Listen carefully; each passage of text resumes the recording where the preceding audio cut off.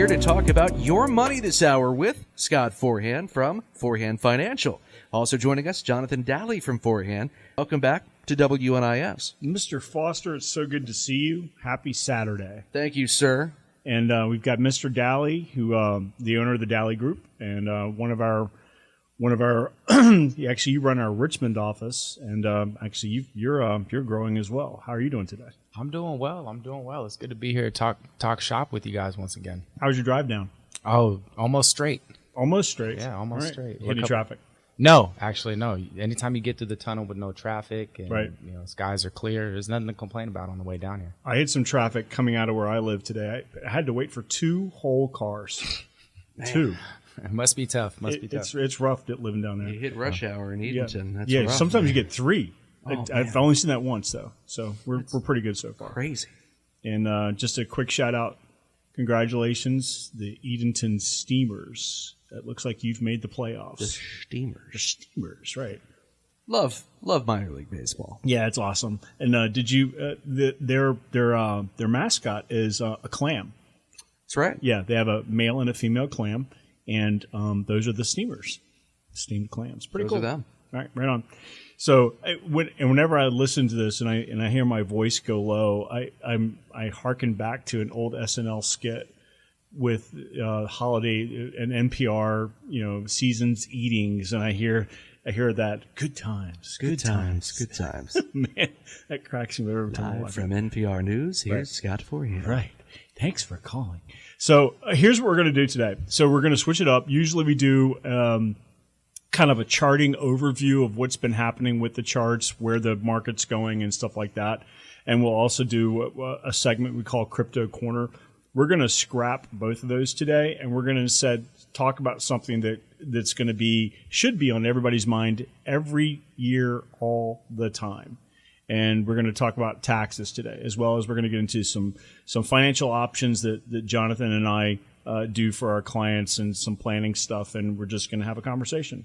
So hold on, Scott, Okay. just to set the tone, because you're going to go over some tax codes here. If you're listening in and this Now's the is time to important glaze to you, over. right? You want to make sure that you're writing some of this down, because while Scott can rattle them off and go tax code to tax code and leapfrog and lily pad, it's important to know that these are important codes to recognize and to know about when you're putting things together. So if you got a pen and paper, if you're really good at memorizing some things as he goes over them, make sure you're taking note. Right. And folks, this is something that if you're a person that prepares your own taxes, this is not stuff for you. You're definitely going to want to use and take the services and advice of a certified professional. So get with your CPA.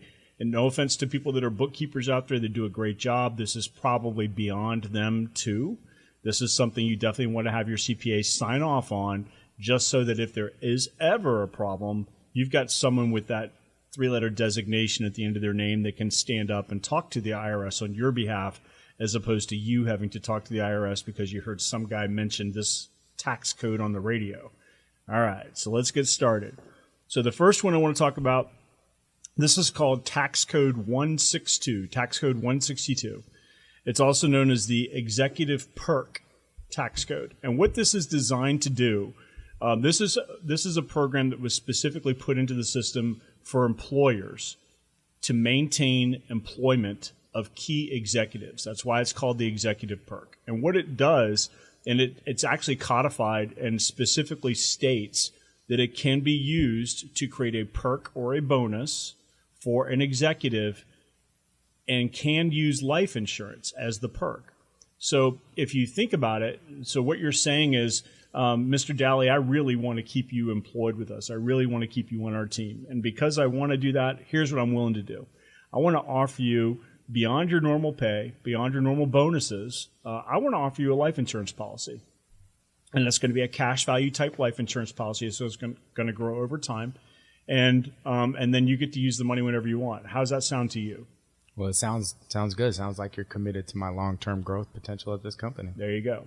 So that is what entices the executive to stay with the company. And the interesting thing about it is, ding, ding, ding, as an employer, I get to write off the cost of that program. So it's called the Executive Perk Bonus, Tax Code 162. What do you think about that one, Dally? You ever use it? So personally, I use it on my kids, and my kids are employed. My daughter's a little, Absolutely, she's a ham, $16,500 per year write-off. and she's actually part of my marketing department. So She is very good. and so when you're looking into this as an employer, because this information is for those, is it small businesses, big corporations? Right. Who is it perfect for? It doesn't matter. It's for everybody. Now, there's as far as when you take the deduction, depending on what type of corporation, C Corp versus S Corp, there can be some restrictions on how much you can write off and how you have to distribute that write-off. But if you are incorporated and a sole proprietor, then I would say you are definitely key to the management and running of your company. So you could actually take one of these programs out on yourself and have your company write off the cost of the program. Fantastic. So it's built-in life insurance, cash value growth, which can double as retirement Sure. when set up correctly. Yep. It's a commitment to my long-term growth as an employee. Almost kind of sounds like a partnership. Almost, but it's not a partnership in the true sense of the word partner. There's no documentation that you're my partner and you're going to have any kind of ownership of this unless you want it to be. That's something else you could work out, especially if you get really deep into this stuff and do like an ESOP or something like that, where you can earn ownership in the company. That's a different conversation that we're not going to talk about today, but it's an option that's out there. So that's tax code 162. Mr. Foster, what do you think about tax code 162? You like Tax that? code 162. It sounds very lucrative. Yeah, it's a good deal. I just wanted to say the word lucrative. Anytime you can work lucrative in on the radio, it's a win, right? It's undefeated. It pays dividends. One would say in and of itself, it's lucrative. Yeah, very good. Dividends is another good. We like that one too. Yeah. This is a financial show, folks. We're talking about lucrative dividends. Hey, for the win, right? Both at the same time. Here it is. All right. Next tax code. All right. This is called tax code 179. And this is, especially if you're a contractor and you own a contracting business, you're very familiar with this tax code, or you should be. This is about buying large pieces of equipment. So, if you're talking about earth movers and things like that, under this tax code, you can take the entire write-off up to $100,000 in year one if you're buying equipment. If you're buying a vehicle, as long as the vehicle exceeds a certain weight class, you can write off up to $90,000 of the vehicle cost. And finally, if you have as part of your office, like for example in the studio right now, that mixing board, when you first bought it, when it first came out, that's integral to the running and management of this business. So therefore, it's an expense that you're going to have to take. And I know that some of the mixing boards that we used to use, they were $15,000, $20,000, $30,000. So that would be something that you can write off equipment in the first year that is purchased up to $50,000. So that's tax code 179. It's called accelerated depreciation. So all you're doing is, instead of depreciating the value or the cost of that product over 7 years through normal depreciation, you're taking it all at once, which is why it's advantageous if you're in those types of programs or those types of businesses. Maybe you buy a brand new Ram 1500 every year and you write it off every year. It's great stuff. All right. So that's tax code 179. Mr. Daly, what do you think about that one? I love this one, right? Because it's dual purpose, right? You get what you need for the company, and you're smart about it. You write it off. Now, somebody told me a long time ago that anytime you can get paid first, use the money, and then pay taxes later, you're going to win, right? Instead of paying taxes before you get paid. So this sounds like, as a contractor, I got money coming in, and I'm looking for new equipment to expand and scale my business, and this happens to do two things at once. Right. I get to write it off, I get to grow the business, and I'm moving in the general direction exponentially. So that's a huge one. Right. What number was that for our note takers out there? 179. All right. 179. All right. So here's one more thing to think about that. If you decide, and this is just how the math works, so the value of a dollar decreases every year. That's called inflation. The average rate of deflation or inflation is about 3%. That's where the Fed's trying to get it under 3%. So if you think that your dollar's losing value every year, then taking a depreciation over 7 years, in that seventh year, then you've had 6 years of 3% less value. So the money you're depreciating in that seventh year isn't equal, even though it's percentage, still only a percentage 1/7 of the value of that thing that you're writing off.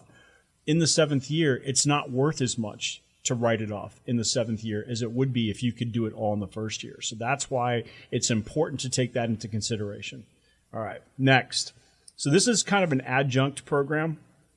This is a program where, again, it's for businesses. This is tax code 168K.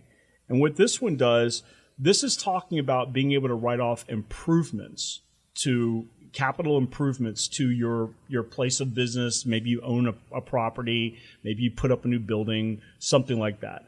And in this case, you're still going to be able to depreciate the value of that product over time, but you can actually depreciate 40% in the first year.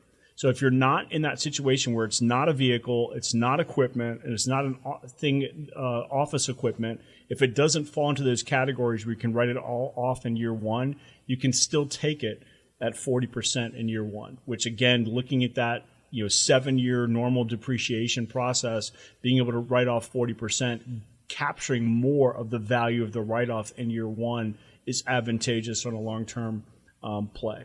So this is not one that's used very often, but it is out there. It's still codified, and it's on the books, and it's something for you to be aware of. And hopefully your CPA is aware of it and knows to use this when the time comes. What say you, Mr. Daly? So it sounds like as we go through this list of tax codes that listeners should keep an eye out for how you can utilize your money before you have to surrender it to Uncle Sam, right? So start getting those gears spinning, because if you're a business or self-employed or have ambition to be a self-employed individual, then this is how the thought process works, right? You want to use how much can I use this dollar? Can it work in my favor? And it sounds like these are scalable tactics that you can depreciate. And when you talk about depreciation, it reminds me of an economics class back in college where we talked about the time value of money. Oh, yeah. And the old adage. Right. I'd gladly pay you $1 tomorrow for a burger today. Yeah. That's exactly the same concept, is. right? If I can depreciate the dollars now where the USD is more, valuable. Exactly. Then I'm going to get more returns out of it. So it's awesome. Yep. Very Keep cool. going. Keep going. Don't slow down. All right. So, Mr. Daly, there's another one I want to talk about real quick. This is called Tax Code 263C. This is the oil and gas investment benefit. So here's how this works. If you are investing in an oil and gas exploration company and you're providing funding for them to fund a new site, a new well, a new whatever they're going to call it, then the money that you're providing to them is a 100% write-off in the first year that you write it off. So let's say there's a XYZ oil and gas company that's doing exploration in Arizona, and they have a call for investors. And let's say I give them $10,000. I can write off that entire $10,000 in year one. And then I have a vested interest in their success and an owner. I don't necessarily have ownership. It might be a stock position. It might be a percentage of gain or a percentage of yield on the back end, depending on how that contract is written. But the point is that I have that $10,000 that I would have paid in tax, and now I have an asset that may or may not have value in the future, but I have an asset. And then finally, if that does strike pay dirt, if it does end up hitting oil or hitting gas or whatever, the benefits that I receive now are cash flow and additional write-offs that come with that cash flow. So it's a pretty cool option for people that have a tax problem, and it's just another one of these things we're looking at. What do you think about that one? I like that because it's twofold again. Like most of these, right? I'm investing the money when I would otherwise be giving it away, right? Instead of giving Uncle Sam the money, I put it into a commodity. And historically, do well-funded oil and gas companies usually strike pay dirt? Eventually. Yeah, eventually, right? Yeah. So over time, when I'm putting that money to use, I might receive some type of kickback, rev share, dividend, so I can turn my money into another investment that comes back to me in the end, use it towards my, counting what counts to me, which is how much money I can keep, how much money I can grow. And then, of course, the immediate, being able to write that off is huge too. Right on. Next, and again, this is for investment. This could be either a corporation doing the investment or an individual doing the investment. And this is called the QSBS, which stands for Qualified Small Business Stock.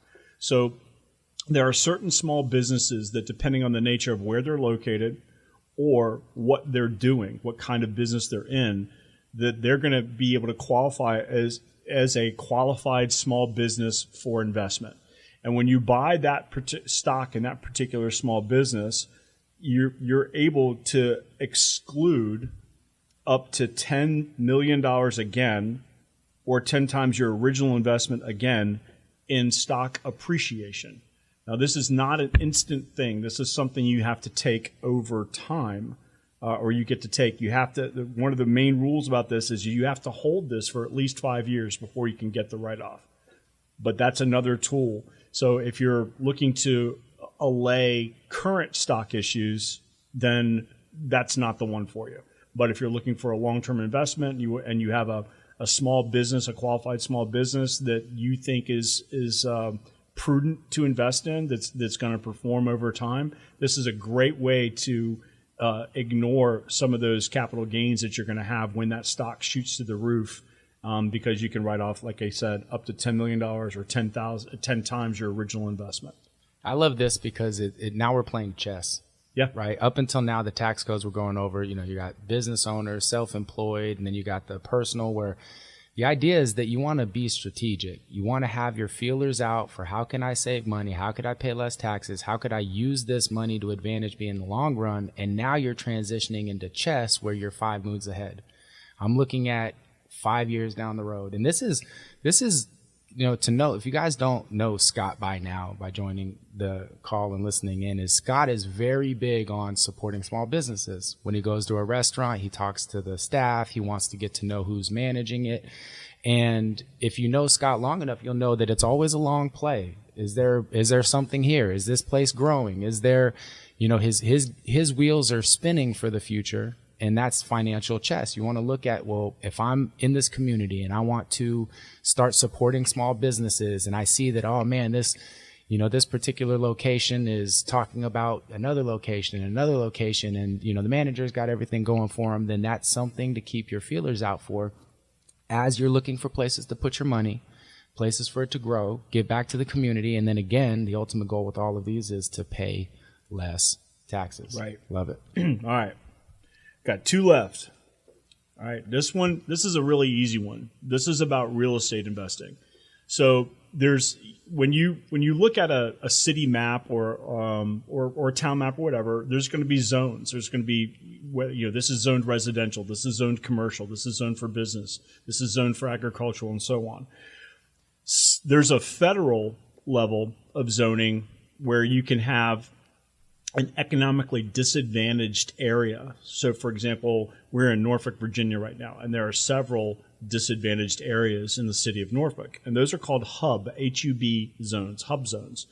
You can do a hub zone real estate investment. And the idea with a hub zone real estate investment is that your intention is to purchase and grow the value of that property. And then eventually you're going to liquidate or sell that property. When you liquidate or sell, whatever you made is capital gains. And you're going to owe tax on the delta between what you paid for it, how much you spent for renovations, and what you liquidate the property for. So in that example, let's say you bought it for $100,000, put $100,000 into it, and then sold it for $1 million 10 years later.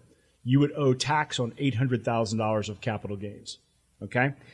Well, it's called 1400 Z-2, 1400 Z-2. So under this tax code, the hub zone exclusion, the hub zone write-off, you're able to defer capital gains for a couple of years if you sell it quickly. But if you hold it for at least 10 years, 0 capital gains. There is no limit. So if I bought a property for $1 million in a hub zone and I grew it and sold it for $200 million, I would owe 0.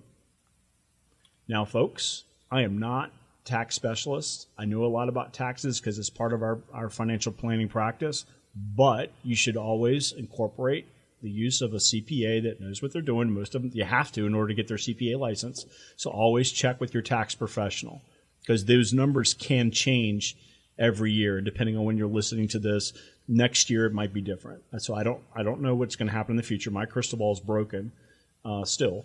but do your due diligence and reach out, talk to your CPA. What do you think about that one, Mr. Daly? Yeah, so it sounds like the 1400Z-2 is for looking at diamond in the rough. Yep. If you find an area that's developing or going to be developed and you're still playing chess, you're looking 10 years into the future, then no capital gains tax is 1,000% better than any capital gains tax.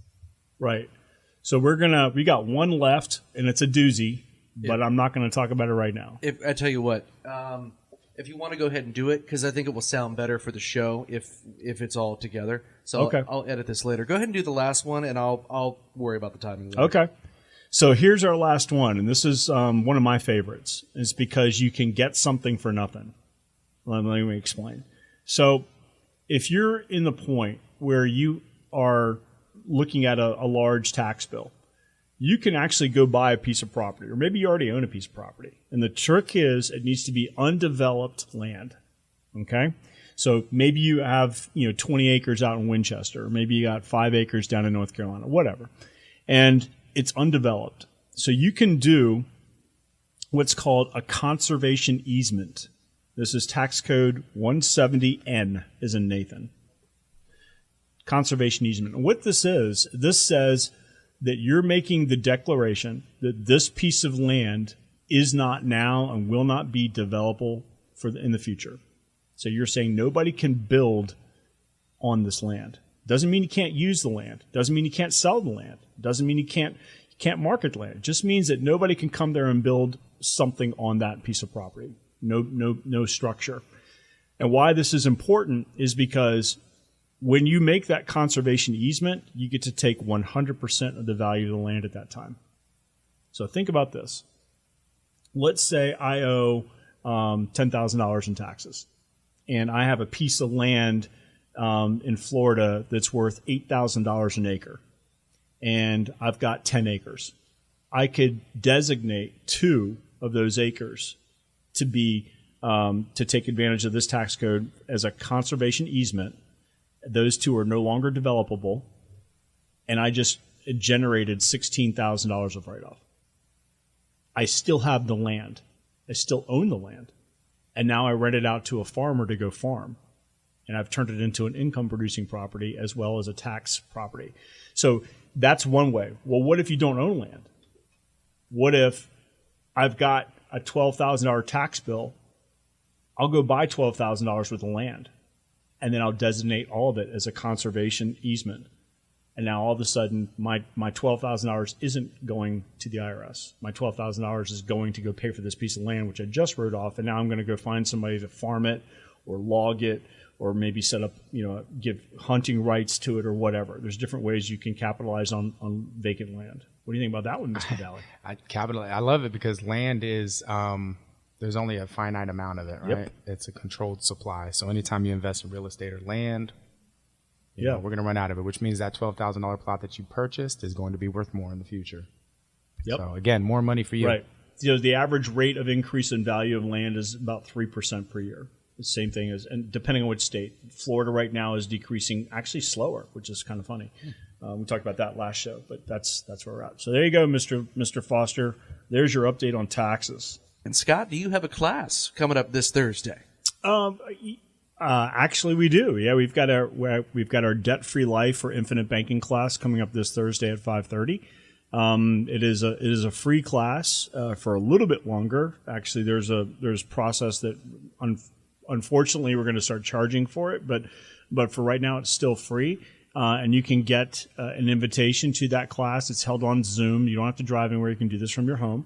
And we're talking about infinite bank strategies, and how those programs can be utilized for a lot of different pieces. It's not just, it can be a retirement piece, it can be a debt elimination piece, it can be a business model. There's ways to use it as a business as well. And that's coming up this Thursday at 5:30 p.m. So if you want more information, if you like what you hear on the radio this morning, get more info and hear Scott talk some more on the class coming up this Thursday, 5:30 via Zoom, 757-278-1264 or 1-800-677-0989. Also, forehandagency.com. And from what I understand, in this upcoming class, you will be wearing pants this time. That's right? Well, yeah, that's not common knowledge that's not always the case. So that'll be between you. Weren't supposed to say anything about that. That was supposed to be between us. I'm sorry. Come on, man. I apologize. I thought we were friends. I apologize. Throw me under the bus like that. So if you want to know what that class is about, we're going to give you a little sneak peek as we talk into infinite banking today. But before we get into that, I want to talk about, what I love about what we do in the Richmond office and down here as well is working with the people we get to serve. Yep.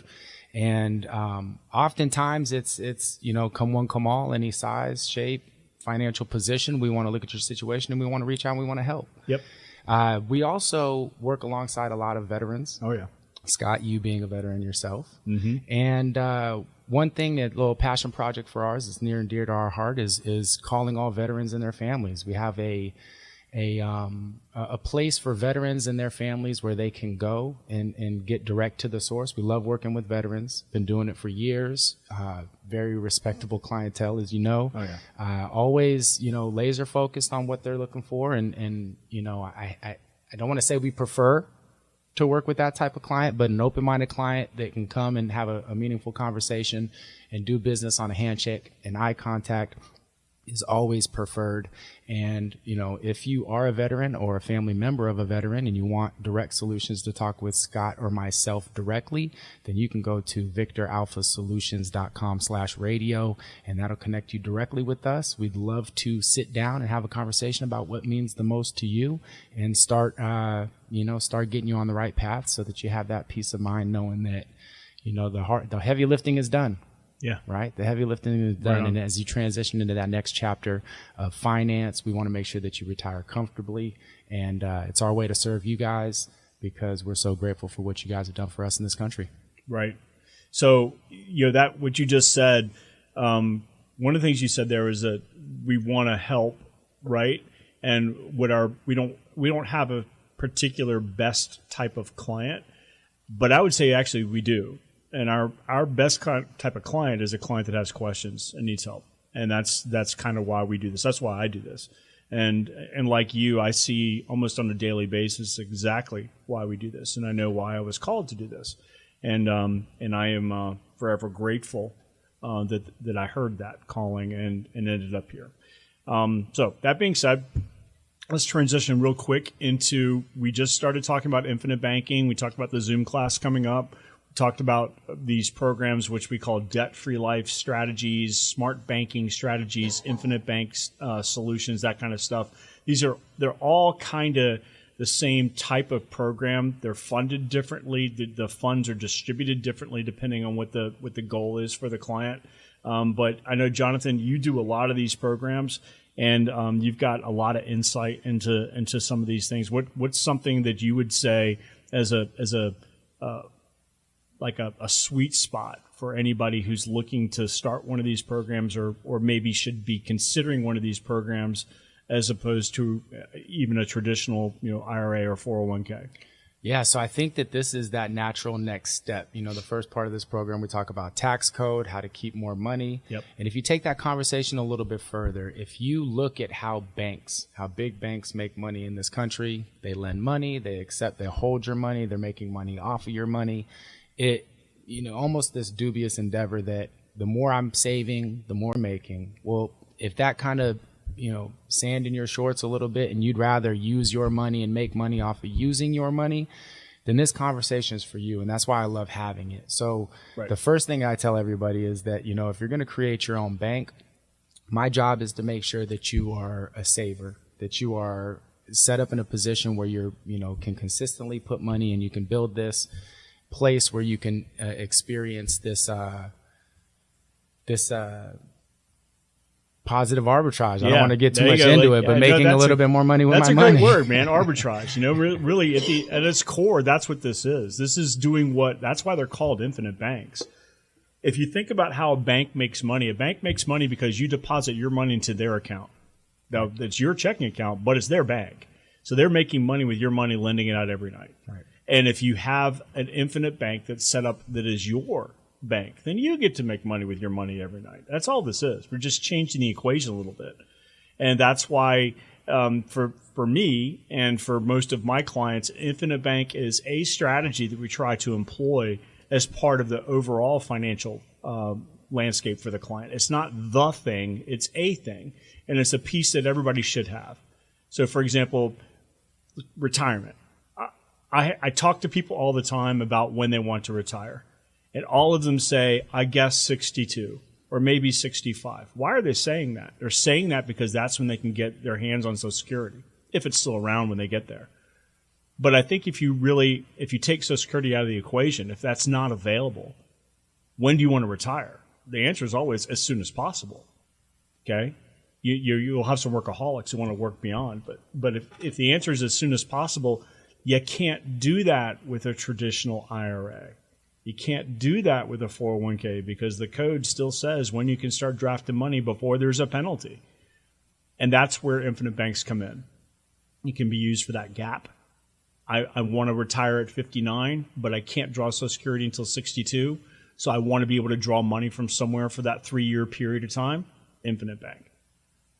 What do you think? Yeah, I think that, in theory, when you look at it and you're saying, okay, where am I putting my money? This discussion has to do with where am I saving? Am I putting it in a traditional IRA? Am I doing a 401k match? Am I putting the money in a bucket that's going to grow for me? And the answer should always be yes. Now, if we take you back a half a century, you could put it in the savings account. You might get 4% return. Yep. But it's been a long time since your big banks have given that type of return. So insert this infinite bank. And when I explain it at this very simplest form, would you rather have a savings account that gets you 0.01%? Yeah. Or a savings account that gets you closer to 4%, 5%, even more?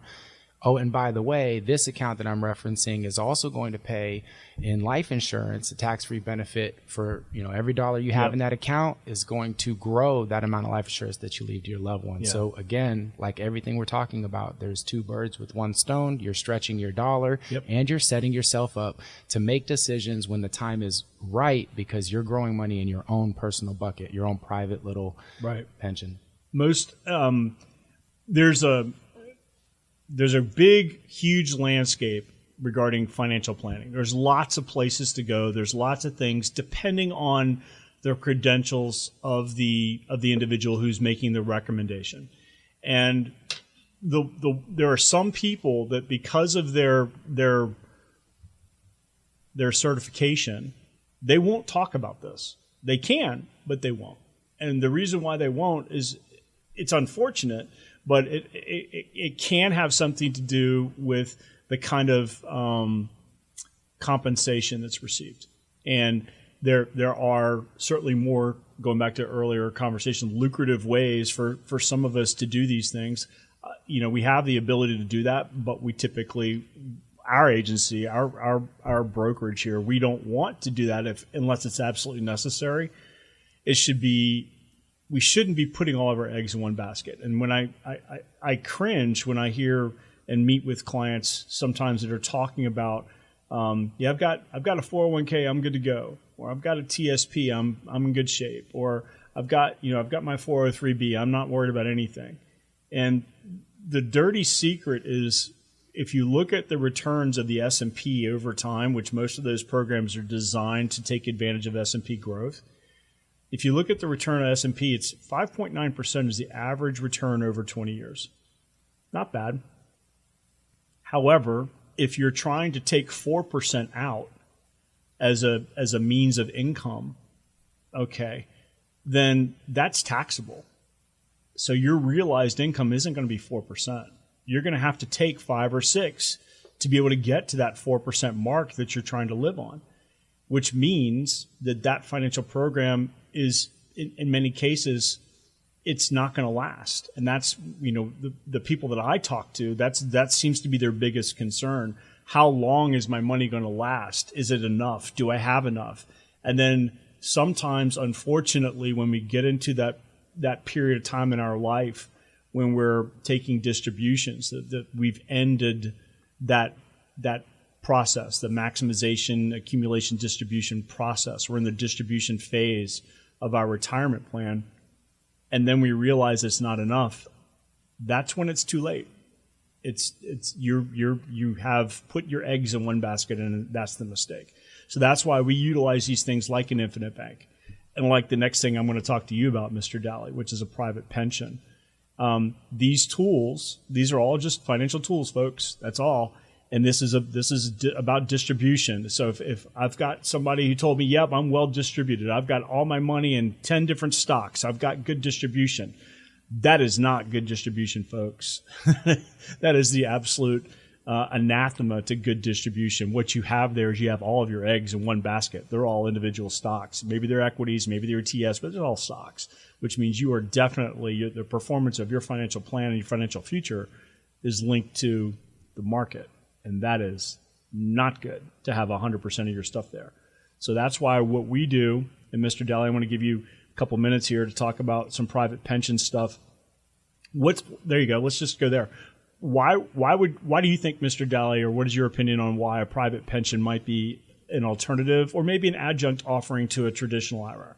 Yeah, so I want to circle back before I get into that. You mentioned, and it kind of sounds like you're beating around the bush a little bit, but if you have all your eggs in a basket and the person who's holding that basket takes a percentage every year off the top, whether you win or lose, then your basket is leaking, right? If you're paying somebody a fee, regardless if we win and lose, then your basket's leaking. What we're saying is that you should have more than one basket to start with. And now we're starting at what type of basket? Well, an infinite bank is another basket. We say tool, we say bucket, we say basket.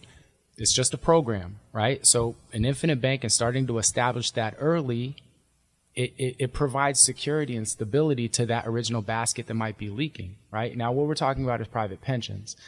I love this because it provides the stability. When you have this basket that you filled, because a lot of people are in a position where, hey, I've been putting money in my traditional IRA for 30 years. What do you mean it's not enough?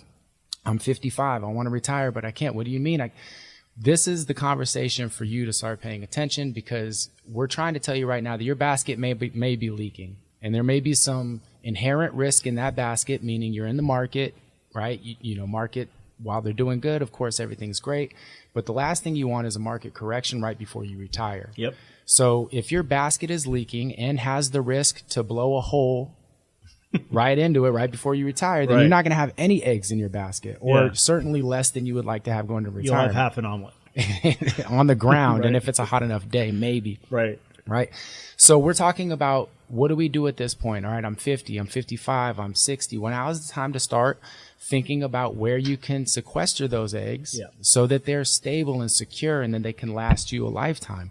Some of the biggest fears that people and clients have as they approach retirement is there enough money in my basket? I don't want to run out. And do I have enough in case some catastrophic health-related incident comes around? Right. Do I have enough to survive me? Right? Because two things on our mind also are, what do I have in retirement to utilize for my lifestyle? And what can I leave as a legacy to my loved one, whether it's a spouse or whether it's a family? We would all love to eat our cake and have it too when it comes to retirement. And when we talk about the private pension, what we're saying is, hey, that leaky basket that might explode on you, how about you earmark a few of those eggs for this stable product that's going to be under your control, that has absolutely no ability to leak at all. Right. And so to build off that analogy, these private pensions, I always reference, and I love this, that if you remember that game show, Who Wants to Be a Millionaire, and you go through answering questions, it's nerve-wracking because the client, if they miss a question, they can go home with nothing. Right. But there's 2 points in that show where, I say Regis, I'm dating myself, but whoever's hosting it now, they're going to say, hey, congratulations, Mr. Forehand, you've gotten to this question, which means you can't leave home with anything less than $25,000 or $200,000. Right. And that's what this private pension does. It takes that basket. Say you have a traditional IRA or a 401k, and you got $450,000 that you've worked so hard to save and build over the time. Great. Now is the time to take a portion of that, put it in one of these private pensions, and that's us telling you, hey, congratulations, Mr. Forehand. You can now not leave home with anything less than $225,000. Your family's always going to have something. Absolutely. So let me paint this picture a little bit clearer. Let's say you're someone who is now retired, but you were thinking about retiring 3 years ago in 2022. And the market, anybody remember what happened in 2022 in the beginning? The market lost almost 36 points. And then it eventually came back up that year, so that it finished the year down almost 20% down. Like 18 and some change, yeah. If you were that person that was looking at that year to retire, your plan's gone. You've got 20% less money now And if you're starting to take distributions, then that means that you're damaging the long-term performance of your portfolio by taking distributions in that year when the market's down 20, when your portfolio is down 20%. So the plan that you had of how much money you were going to take in the future, it's gone. And that's the problem with being when you're at retirement age. That's the problem with being heavily invested in the market. I'm not saying you shouldn't be in the market. I'm not saying that shouldn't be part of your portfolio, but it should not be the portfolio. It should be a portion. And taking that, this is, I liken this, it's almost like gambling. It's taking money off the table. You're at the casino and you're up, 20%. Take your seed money off the table. Okay. So that way, no matter what, you're still going to be whole when it happens. So that's why when we look at incorporating private pensions and infinite banks as part of a long-term strategy that's all-encompassing, it needs to be part of the equation, because I need to have something I can bank on. I need to guarantee you're always going to have this amount of money. No matter what, you're going to have this amount of money. And that's where we start when we start building these programs of what's money going to look like when we retire. What a feeling. Yeah, Mr. Daly. What a feeling. Thank you very much for being with us today. I appreciate you driving all the way down here from Richmond. And any last words for our clients, our friends out there? No, if you haven't written it down by this time, you're probably not paying attention. So, right on. Happy to be here, Scott. And Mr. Foster, thank you for being here as always. Thank you. Thank you to our producer, Mr. Fitzgerald. Scott Forehand and Jonathan Daly. Forehandagency.com is the website for more information. That's forehandagency.com. And don't forget the phone numbers. If you're in Hampton Roads, 757-278-1264. That's 757-278-1264. Or outside of Hampton Roads, 1-800-677-0989. It's the Forehand Agency.